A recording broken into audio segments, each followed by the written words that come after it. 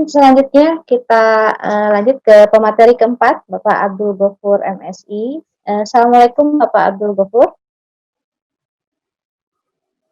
Assalamualaikum. Waalaikumsalam. Ya, mungkin sedikit saya paparkan dulu ya Pak ya. Silakan. Mengenai CV Bapak. Pak Abdul Gofur merupakan alumni MAPK Jember Angkatan 7. Beliau menyelesaikan S2 Antropologi UI. Beliau juga sebagai konsultan sosiologi. Jadi sebagai konsultan sosiologi, sebagai Pak RT teladan. Jadi sebagai RT yang menggerakkan komunitas sehingga RT-nya lebih berdaya, memiliki pemberdayaan ekonomi yang baik seperti itu. Mungkin langsung aja kepada Bapak Abdul Gofur, saya persilakan. Oke, terima kasih Mbak Mina. Selamat pagi Pak Dr. Dani, Dr. Abdurrahman, Dr. Siva, dan Bapak Ibu sekalian. Saya Opung, panggil aja Opung. Dan hari ini saya cukup bahagia sekali karena didampingi semua dokter-dokter terbaik ya. Saya cukup. Pak Abdul Gofur, mohon maaf, agak backlight lah jadi terlihatnya nggak kelihatan bapaknya.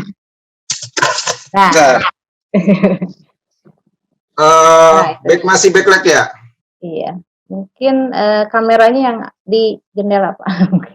Oke, sebentar. Ya. Kayaknya memang saya nggak boleh terlalu kelihatan, Mbak. Jadi memang begitu biasanya, Mbak. Baik, siapa? Baik, Pak, nggak dilanjutkan.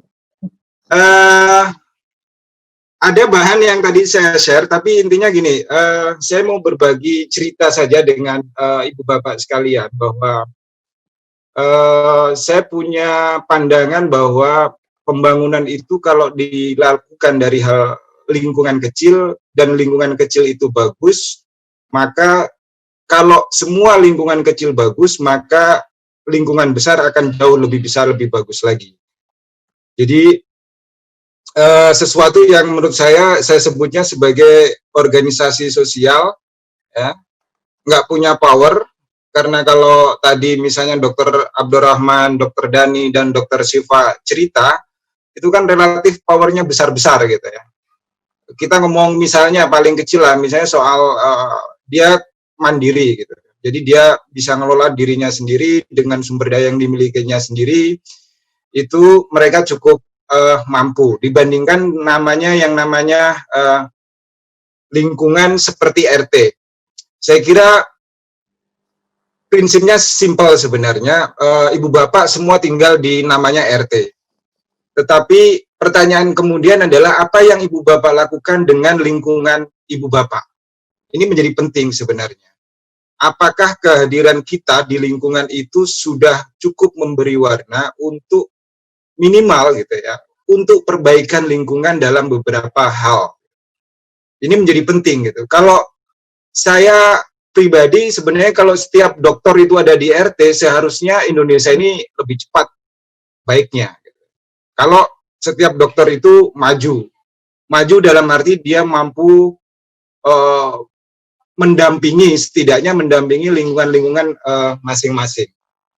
Nah, saya mau cerita tentang situasi di lingkungan saya. Jadi prinsipnya yang saya lakukan adalah pengorganisasian.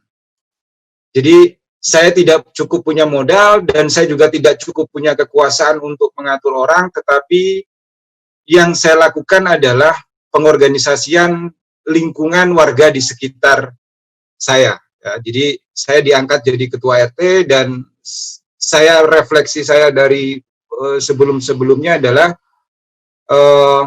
banyak, saya nggak tahu, mungkin teman-teman bisa cerita di lingkungan RT-nya masing-masing, apa sih yang dilakukan oleh lingkungan secara bersama-sama.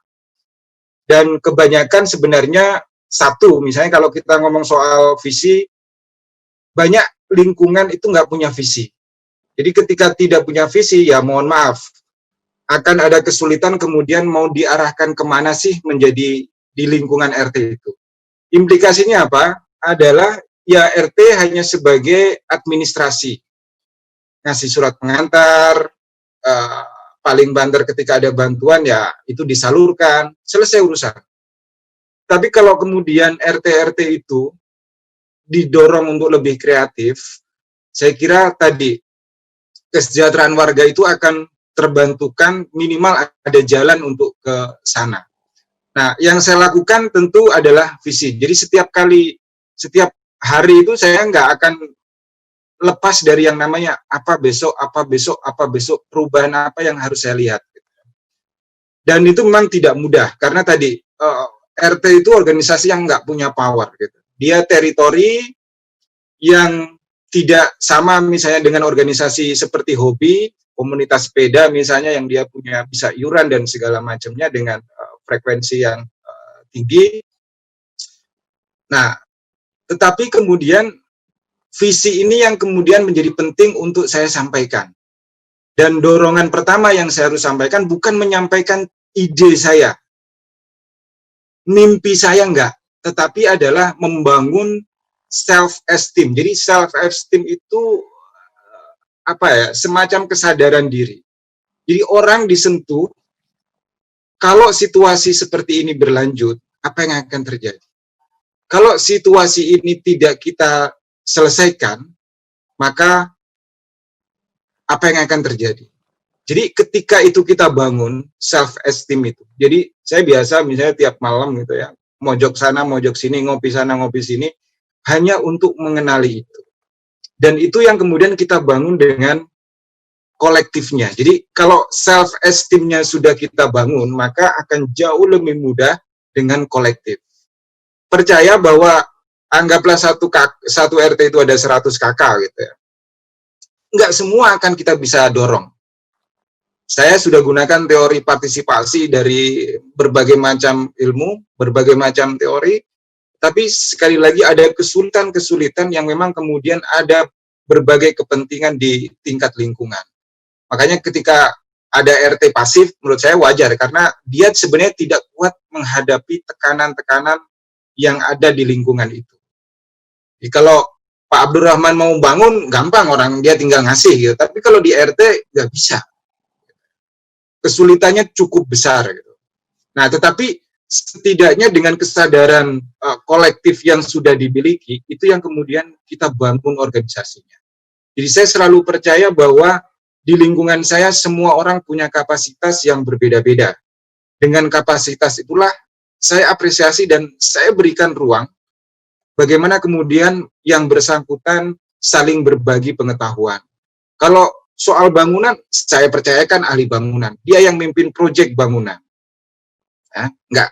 Jangan ngikut kata saya. Tugas kita adalah mendampingi bagaimana mimpi tadi yang sudah disepakati secara kolektif, kemudian bisa terwujud. Gitu ya.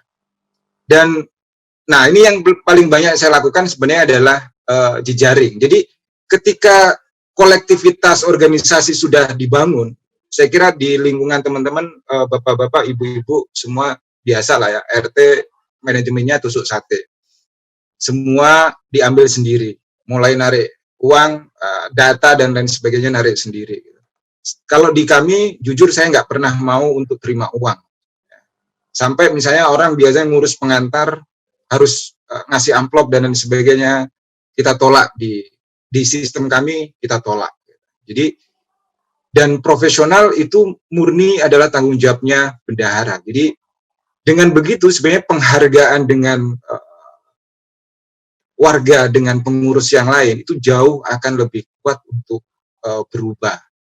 Dan akan lebih enak kemudian mencapai visi yang kita mau capai bersama-sama.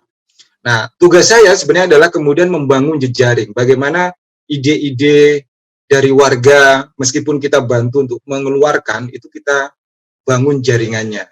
Misalnya kayak kemarin, misalnya warga punya produk, kita lepas, dan lain sebagainya. Nanti kita ada beberapa contoh. Dan yang ketiga adalah, yang terakhir sebenarnya adalah soal pengaruh. Jadi, bagaimana, karena gini, kalau kemudian kita sudah baik di lingkungan, kemudian kita tidak berpengaruh dengan lingkungan yang lain, itu kurang afdol dari sisi pengorganisasian. Prinsipnya kan simpel, khairun nasi anfa'uhum linnas. Jadi sebaik-baik manusia itu orang yang bermanfaat buat orang lain. Menurut saya itu selesai. Jadi selama warga bermanfaat buat orang lain, saya kira Itu yang kita dorong. Dan alhamdulillah misalnya kita bisa beberapa dicontoh oleh warga yang lain. Next. Nah, di foto Ibu Bapak bisa lihat itu pusat belajar kami. Kami menyebutnya Balai 010. Jadi balai RT tapi besarnya cukup untuk ronda, cukup untuk posyandu, cukup untuk taklim, cukup untuk main pingpong, dilengkapi dengan LCD, dilengkapi dengan WiFi. Yang tujuannya sebenarnya adalah kami ingin meningkatkan kapasitas warga, itu semua kita kelola di sana. Jadi anak-anak belajar, ibu-ibu belajar, ibu-ibu ngaji dan lain sebagainya, itu kita dukung penuh dengan fasilitas yang ada. Ya. Nah, jadi pusat. Jadi bahkan sekarang kami itu punya pos itu 3. Nanti saya akan cerita soal pos seperti ini. Jadi ini pusat pertama kami karena logikanya simpel. Jadi kalau kita mau ingin merukunkan warga, ingin menggali potensi warga, memang harus ada tempat berkumpul. Tadi Dr. Siva punya kafe, Dr. Dani punya pesantren, itu adalah pusat-pusat berkumpul yang sebenarnya menjadi tempat pertama sebenarnya untuk membangun ide-ide. Nah, di kami itu biasanya juga seperti itu. Tiap bulan kami harus punya agenda. Jadi, saya nggak tahu kalau di lingkungan teman-teman misalnya apakah RT itu di lingkungan ya, sebagai lingkungan RT punya agenda, belum tentu juga. Bahkan kelurahan pun kadang nggak punya agenda yang cukup jelas. Di kami, tiap bulan kami akan jadwal tempatnya di mana, acaranya apa, itu kita akan lakukan dan mendorong untuk partisipasi secara terbuka. Oke, lanjut Mbak. Nah, di sebelah kiri ya, itu ada bumbung, kalau istilah orang Jawa ini tradisi yang biasa. Tradisi yang biasa, di sebelah kanan ada warga yang sedang olahraga. Perubahannya dulu kenapa bumbung itu kita bikin, simpel sebenarnya. Satu, karena saat itu warga memang kalau mau nabung itu susah. Ada keinginan warga untuk jalan-jalan bersama, tetapi untuk menabung itu sesuatu yang susah. Makanya kita pikirkan dengan cara bumbung. Jadi setiap rumah itu ada namanya bumbung, bisa diisi sekitar 2 sendok gelas atau koin seikhlasnya. Dan itu tiap malam diambil oleh yang ronda. Yang ronda itu wajib. Jadi di kami itu wajib, karena kami masih kampung ya. Jadi kalau mungkin ibu bapak banyak sebagai orang kota, kami merasa kami itu orang kampung. Orang kampung kalau nggak rukun, nggak guyup, itu namanya bukan orang kampung. Menurut saya gitu ya. Atau misalnya gotong royong. Di mana gotong royong kita? Gotong royong itu bukan hanya soal kita bisa memberi, tapi juga soal kemudian kebersamaan itu bisa dilakukan.